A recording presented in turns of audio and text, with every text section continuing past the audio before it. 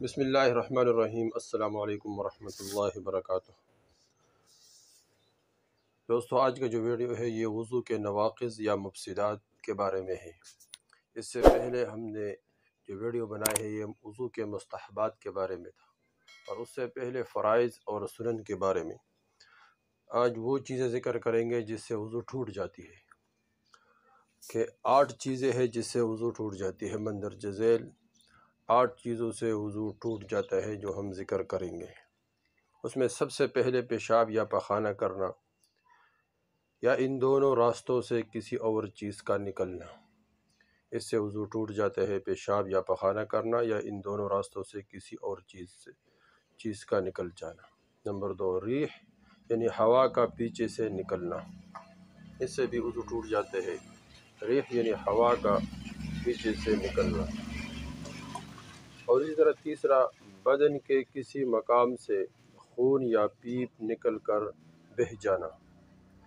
خون یا پیپ نکل کر بہہ جانا، بدن کے کسی مقام سے خون نکل گیا یا بدن کے کسی مقام سے پیپ نکل گئی، پیپ یا خون نکل کر پھر اپنے جگہ پر ہو تو وضو نہیں ٹوٹتا، اور جب اپنے جگہ سے صلاحیت کرے یعنی پھیل جائے تو پھر وضو ٹوٹ جاتا ہے۔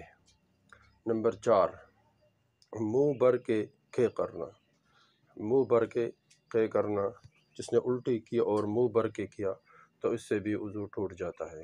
اور اس طرح نمبر 5، لیٹ کر یا سہارا لگا کر سو جانا۔ بندہ لیٹ گیا یا سہارا لگایا، ٹھیک لگایا کسی دیوار وغیرہ سے، اور پھر سو گیا، آنکھیں لگ گئی تو اس سے بھی وضو ٹوٹ جاتا ہے۔ نمبر 6، بیماری یا کسی اور وجہ سے بے ہوش ہو جانا۔ بیماری سے یا کسی چوٹ لگنے سے یا کسی اور وجہ سے انسان بے ہوش ہو جائے تو اس سے بھی وضو ٹوٹ جاتا ہے۔ نمبر 7، مجنون یعنی دیوانہ ہو جانا۔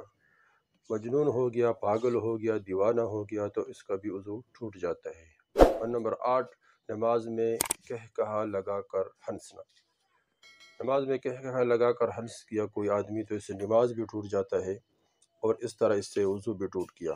وضو ٹوٹ گیا تو نماز بھی ٹوٹ گیا۔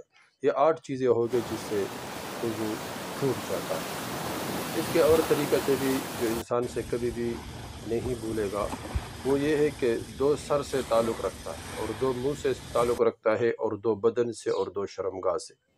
ان 8 چیزوں سے وضو ٹوٹ جاتا ہے۔ 2 سر سے کیا ہے؟ یعنی پاگل ہو جانا اور بے ہوش ہو جانا، یہ دونوں سر سے تعلق رکھتا ہے۔ اور 2 منہ سے، یعنی کہا لگا کر نماز میں ہنسنا، اور اسی طرح منہ بھر کے قے کرنا، اس سے بھی وضو ٹوٹ جاتا ہے۔ اور اس طرح 2 بدن سے تعلق رکھتا ہے۔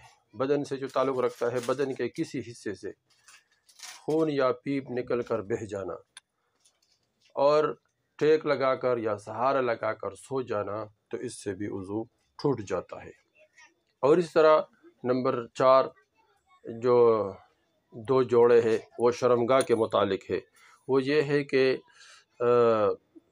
پیشاب پخانہ یا دونوں راستوں سے کسی اور چیز کا نکل جانا، اس سے بھی وضو ٹوٹ جاتا ہے۔ اور اس طرح ہوا نکل جانا، اس سے بھی وضو ٹوٹ جاتا ہے۔ دوستو، یہ وہ چیزیں ہو گئی جس سے وضو ٹوٹ جاتا ہے۔ یہ بہت اہم ہے۔ بعض اوقات انسان ان میں سے کسی ایک عمل کو کر بیٹھتا ہے، اور پھر انسان کو پتہ بھی نہیں چلتا کہ میرے وضو ہے یا نہیں، پھر نماز پڑھتا ہے، نماز پڑھ لیا، نماز کہاں ہو گئی، کیونکہ وضو ٹوٹا ہوا ہے۔ تو اس طرح وضو کو برقرار رکھنے کے لیے یہ علم سیکھنا اور اس طرح سکھانا یہ بہت ضروری ہے۔ اس طرح نماز کا علم، اس طرح وضو کا علم، یہ جو مسائل ہے، مشہور مسائل، اس کو ضرور سیکھنا چاہیے۔ اس کو اپنے اولاد کو، اپنے گھر والوں کو، سب کو سکھائے تاکہ سب کو فائدہ ہو جائے، اور سب کے اعمال محفوظ ہو جائے، اور سب اس سے فائدہ اٹھائے، اس کو شیئر کرے اور خود عمل کرے۔ والسلام۔